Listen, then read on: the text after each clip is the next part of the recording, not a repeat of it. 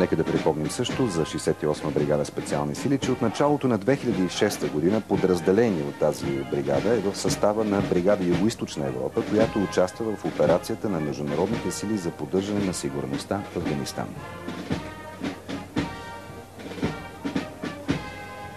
Преминаха представителните блокове. Сега сме в очакване на една не по-малко зрелищна част от днешния Гергьовденски парад. Техниката, за която вероятно си спомняте, че имаше спорове. Дали да има по-късна техника на днешния празник или не. В крайна сметка надделя становището, че обществото, съставено от данъкоплатци, е редно да види за какво са изразходвани средства от бюджета на Министерството на отбраната.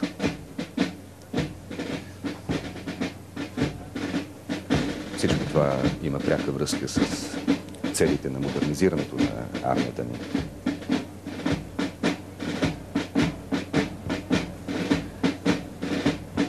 Това, което ми се струва важно да се подчертае, е, че средствата, които се изразходват за проекти, за доставка на техника, за ремонти на техника и въоръжение, са само от определения военен бюджет.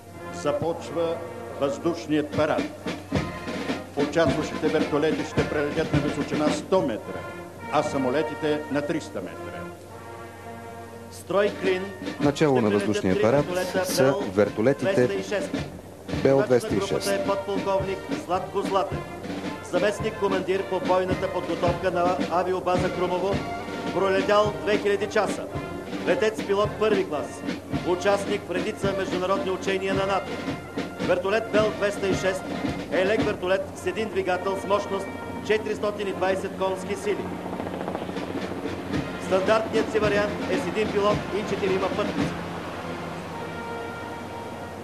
Този вертолет има максимално тегло 1500 кг и може да развие скорост до 234 км в час, да достигне височина 6000 от авиобаза Каменец.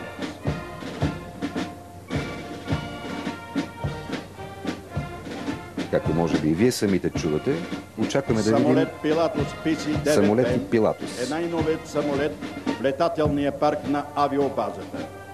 Водещият самолет се пилотира Тези самолети са от авиобаза Каменец. Заместник командир на авиобаза Каменец.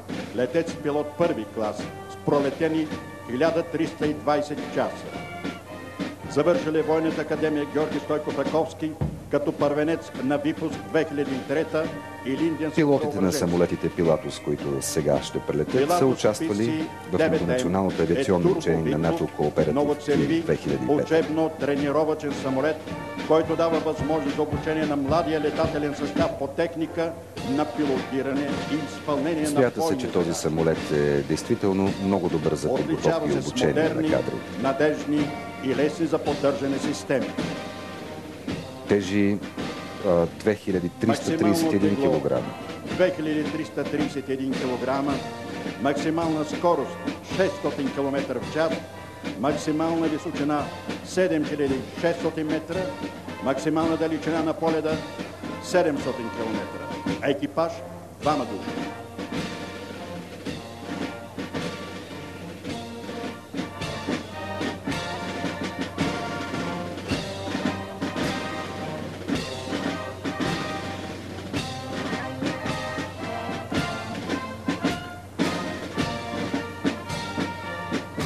Ето това са самолетите Пилатус PC-9M от авиобаза Каменец. При летежа си могат да достигнат височина 7600 метра. Самолетите Л-39, които ще прелетят след малко, също са от авиобаза И отново Каменец. очакваме да видим самолети На тях от правят авиобаза първите си Каменец. стъпки в летенето на реактивен самолет всички летци от военно-въздушните сили. Самолетът водач на групата се пилотира от майор Пламен Попов, командир на авиационна ескадрила с пролетени 1550 часа.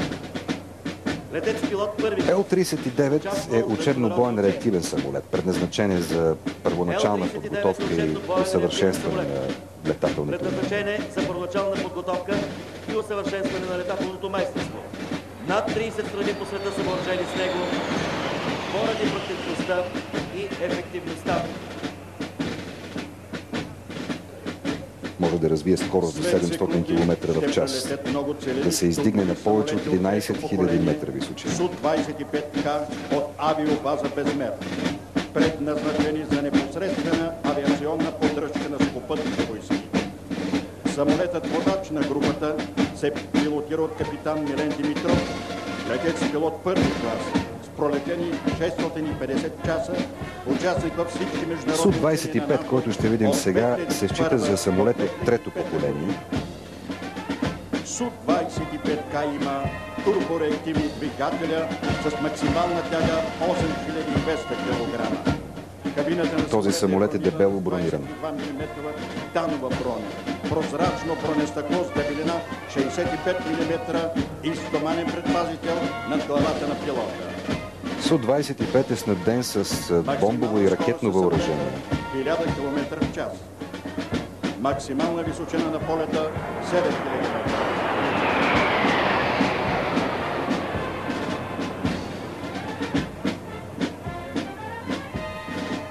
Бомбовото въоръжение на борда на Су-25 може да достигне до 4000 кг.